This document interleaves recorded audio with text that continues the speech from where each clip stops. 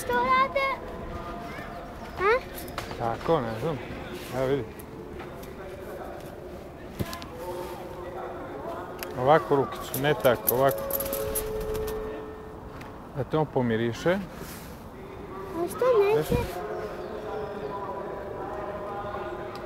Evo ga, jedan je obučen. Ajde da vidimo. Tamo gdje smo mi bili, ga nema više, ali... Evo ga ovaj. Pani! On ima 2 godine.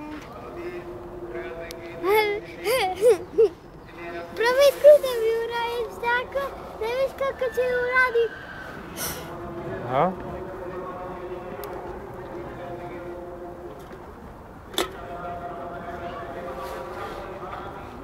A što mu mokro ovak? Tu naš. Pomirki ga. A što jede nešto? Ne, sine. A? Ne sme da jede pre trke. A što? A što ne sme? Pa tako.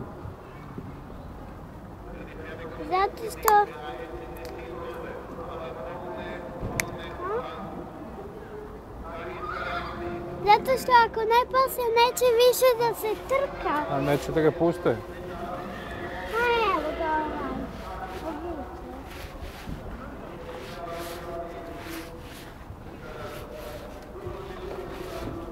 Gle, odmah dolazi.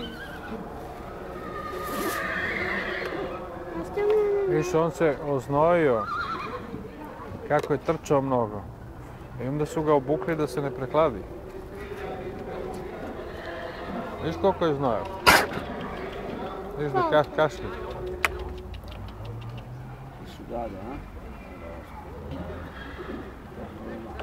Viš kako je...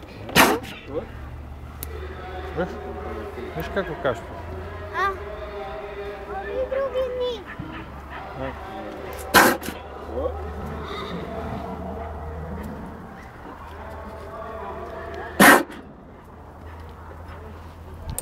Prehladio se, sine. Viš kako kašlje, zato što se znojao bio, pa je trčao.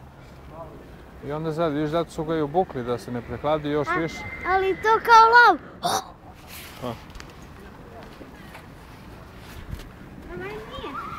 Da, on je malo znojao, vidiš, ali nisu mu stavili, nisu ga obukli. Viš? I čuješ kako radi? Zato to slajm ima. Aha.